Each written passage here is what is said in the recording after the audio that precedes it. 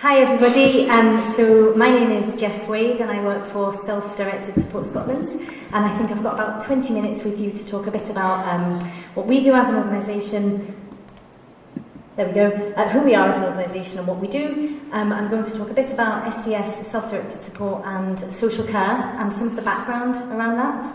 I'm going to talk about self-directed support organisations, so that's a few additional supports, and really the independent support that people can access to help them through their social care journey and the kind of support that they offer. So I'm also going to show you a film that you had a sneak preview of earlier, so you'll know when that's coming up. So, Self-Directed Support Scotland, we are a national membership organisation. We're a charity, we're independent of Scottish Government, and our members are local disabled people's organisations and other organisations who are helping people through their social care journey. So they're offering independent support and information to help people make informed choices and make best use of the options available to them under self-directed support. So that's what our members do. And some of the background to self-directed support in terms of thinking about where it's all come from are really rooted in the independent living movement, and we work at SDSS as part of the independent living movement, and many of our members work as part of that movement as well. So the independent living movement has its roots going way, way back, but really began to gain ground in the 1970s, late 60s and 70s in America, and then over here more moving into the late 70s and early 80s, down in England first, and then coming up into Scotland soon after that. And the independent living movement was really about people coming together and acknowledging that actually the support they were getting maybe wasn't right for them, and that they wanted to have much more choice and control over their services. And they wanted to collectively come together to work out how they could organise things that would work better for them themselves. So, in the context of the independent living movement, and I'll just turn around so I can read this to you, we would say that independent living means all disabled people having the same freedom, choice, dignity and control as other citizens at home, at work and in the community. So it doesn't mean living by yourself or fending for yourself. It means rights to practical assistance and support to participate in society and live an ordinary life. And I've highlighted the word rights there, obviously for the theme of the conference today, but really because actually the point is that in terms of independent living and accessing support for that, it's about having those rights to be able to get the right support for you. That's going to be different for every individual. But in order to achieve independent living, some people need more support, some people need less support, some people need support offered in a different way, but it's very much about saying that actually everybody has the right to that practical assistance to be able to live their life the way that suits them. So that could be living collectively, it could be living on your own, it doesn't matter. The point is you have the right to get the support that you need to do that. So I've covered some of this already, the background to the independent living movement, and really it was about people wanting to have more control over their own care and support. Services weren't really fulfilling what was important to people. I mean, looking back historically, people often didn't have very much choice at all about where they would live or how they would get their support. So it might be that the choice was between some kind of residential care or care provided by your family, and there wasn't necessarily many other options in between that. So the independent living movement was really about turning all of that on its head and starting to give people the choice that actually they'd wanted for quite a long time. So I wanted to talk a little bit this afternoon about the shared ambition for the future of social care support in Scotland, which is this document here. And I've brought along a few copies, and I'll maybe just put them at the table that people can take if they want a copy on the way out. But to me, this is kind of an extension, really, of the independent living movement, and it's a collective of organisations that have come together, some quite big names in there, including the Alliance, SCVO, CCPS, Scottish Care, who I know are going to be speaking later, are all signed up to this, as well as Inclusion Scotland and ourselves, SDSS. And this ambition is based on the social model of disability, and it's based on rights. So the social model of disability, for anybody that hasn't come across it, says that really when people are disabled, they are disabled by society. So people may have their own condition, their own needs, their impairment, however you want to describe it. We all have our own set of circumstances, but the social model of disability says that actually the main thing that disables people is the barriers that we as a society collectively put in place of people. So those are barriers around access, could be barriers to do with attitudes, all different kinds of things, physical, social, what have you, but it's about recognising that actually collectively as a society we have a responsibility to remove those barriers that actually very often we put in people's way, sometimes without even thinking about it or being aware of it.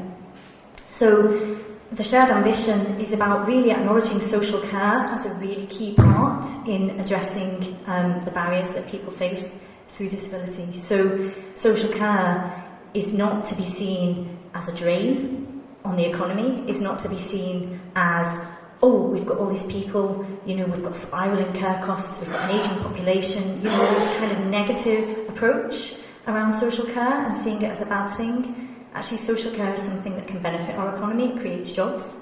It supports people to gain their rights and to be able to access society to the fullest in the way that really everybody should be able to expect to.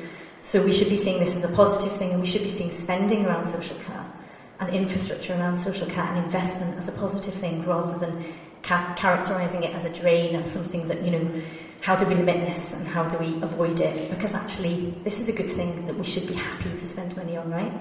So that's really what the shared ambition is all about. And as I've said there, it asks for a sustained public investment in the development of a modern nationwide infrastructure, but locally implemented. So it does recognise the role of authorities at local level in implementation of social care support. And so that really ties what's happening with self-directed support nicely into kind of a human rights focus and just thinking about social care actually as a right and about, as I say, a way of breaking down the barriers that actually society has created for lots of disabled people. So some of the key themes that are in the shared ambition around social care are things that folk have already mentioned speaking earlier on. So people seek a life, not a service. So, that's quite a common theme, and recognising that. So it's not about service provision, it's about how do we organise things so that everybody can have the life they want with the support that they need, but also actually that they're entitled to. So on that, social care support should be rooted in human and civil rights, and it's seen as an infrastructure investment in the social and economic well-being and development of society as a whole. And there's some interesting things in there as well around kind of investment for carers as well, and how if we support social care adequately, actually that can be a further investment on the economy in terms of folk who might be able to work, who otherwise wouldn't be able to work, both in terms of disabled people and carers themselves as well.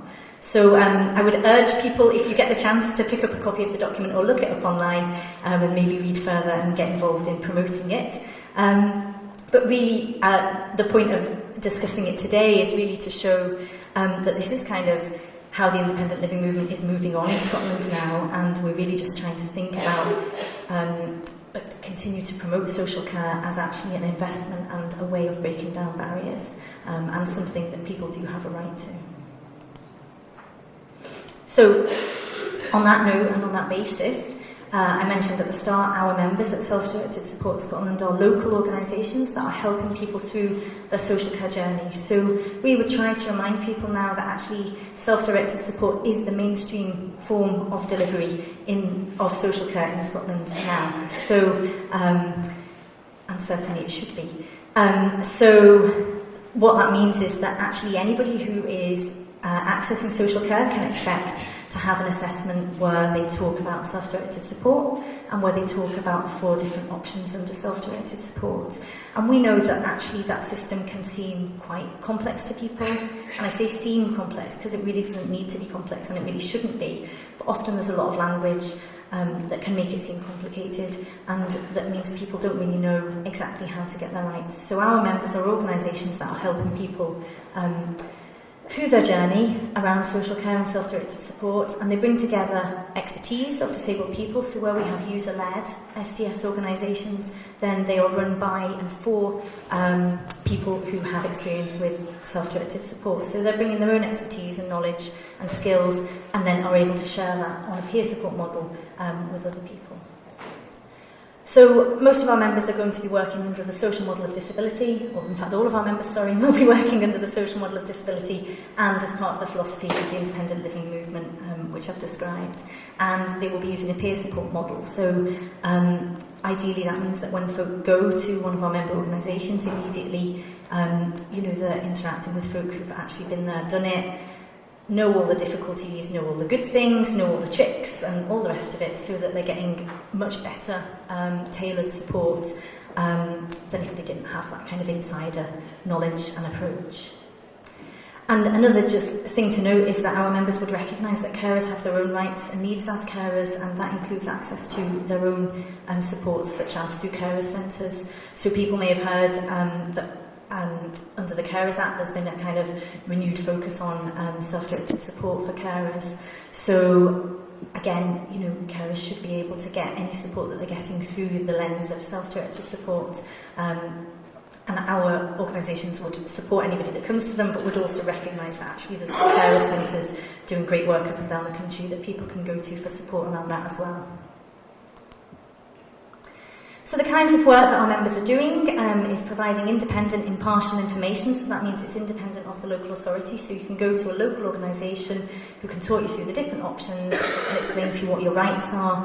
And often that's people who have a huge amount of knowledge and expertise, and sometimes may know actually more about self-directed support and the system and the systems around it than perhaps the person who's first introduced you to the idea from the local authority. So you're getting really good expertise and knowledge, support to prepare for assessment, and as I say, particularly key is independent information, including around the options and things like budgets and managing different options. So for example, traditionally if somebody were to take on a direct payment, they might need support around payroll, employing staff, information about how to recruit safely, all that kind of thing are the types of things people could go to local organisations for.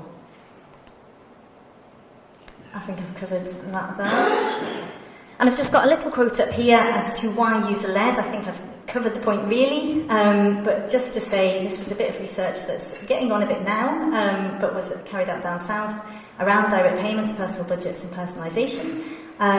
So Glasby and Littlechild found that experience of direct payments indicates that support is more likely to be successful if it is provided by organisations controlled by disabled people or people who use social care services. So there we go. It's good to have user-led organisations that are run by people in the know who can help people basically just go through that journey and at every stage of that journey. So I've got a little film to show, really to try and bring to life what I've been saying, so I think somebody will magically make that happen.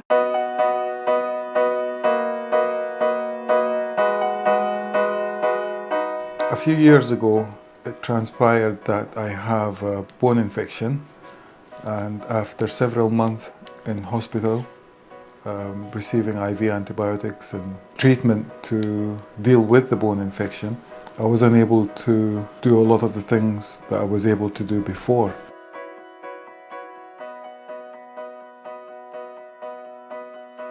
Using direct payment, he had a package of care in place before he went through this self-directed support process.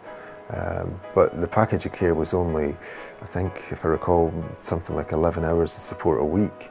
I was using the agencies and the support workers or carers to come in for 45 minutes in the morning and half an hour in the evening, and that never actually was the case. It was always 15 minutes in the morning if I was lucky, 10 minutes in the evening. There was hardly enough time to really do any of the things that would enable me to live a satisfying life.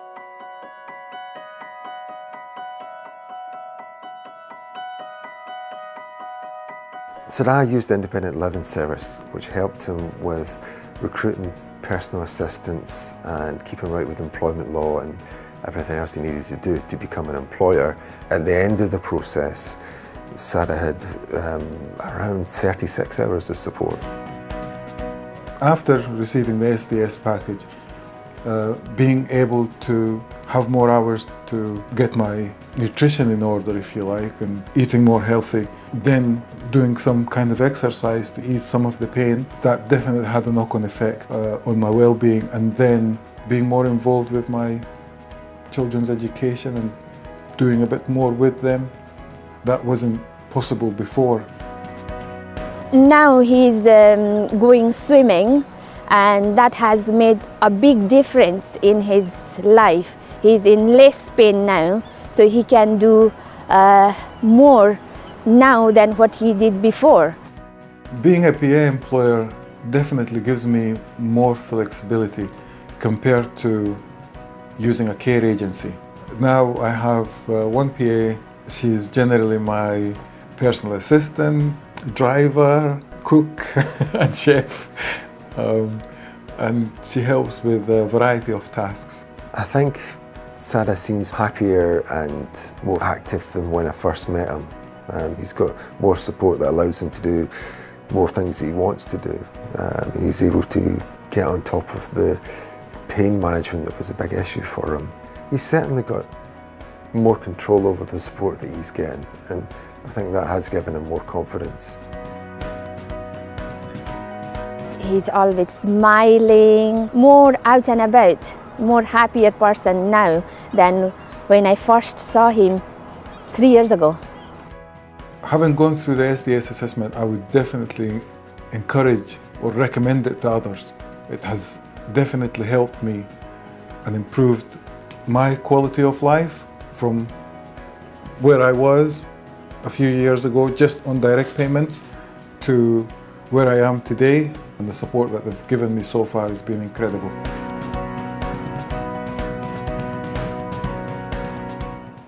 Okay, I think I've just got one more slide, which is just to direct you, perfect, thank you very much, to some of the different places where you can find out more about independent support. So the first one is a link to our website, sdsinfo.org.uk, and that's where you can search for all the independent support organisations that are specifically focused around self-directed support. So that's where you can find out who's operating in your area and what kind of support you can get from them.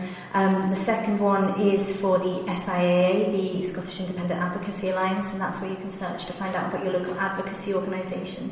So it might be that sometimes as part of your social care journey you want to access advocacy, and that's where you could find out who's around locally doing that. And then the final link is just to a project run by MECOP, which is an organisation that started out in Edinburgh and started out working with carers from black minority ethnic backgrounds, but has somewhat changed its remit, and certainly for the 3 R's project, which is rights, responsibilities and something else, which I can't remember what the third... Oh, I've got the leaflet in front of me, so this will tell me respect. There we go. How could I forget that one? That's quite important. So the 3 R's project, and I've brought some leaflets about that as well, is run by MECOP, but it covers the whole of Scotland, and it's open to anybody that wants support around their rights to do with self-directed support. And then you can phone them up and talk them through an issue that you might be having where you feel like you're not actually being able to access your rights under self-directed support, and they can help you kind of navigate that. So that's where maybe it's a bit more beyond the stage of information support, and possibly even beyond the stage of advocacy. But they will also work with organisations, so advocacy organisations, for example, you could get in touch and ask them for a bit of support and help around what you're doing as well. So it's worth knowing about that project, so I'll put those leaflets as well on the table there. And I think really, I think that's it from me. Yeah, there we go. So I hope that's useful, and if anybody has any questions, I'm happy to answer them.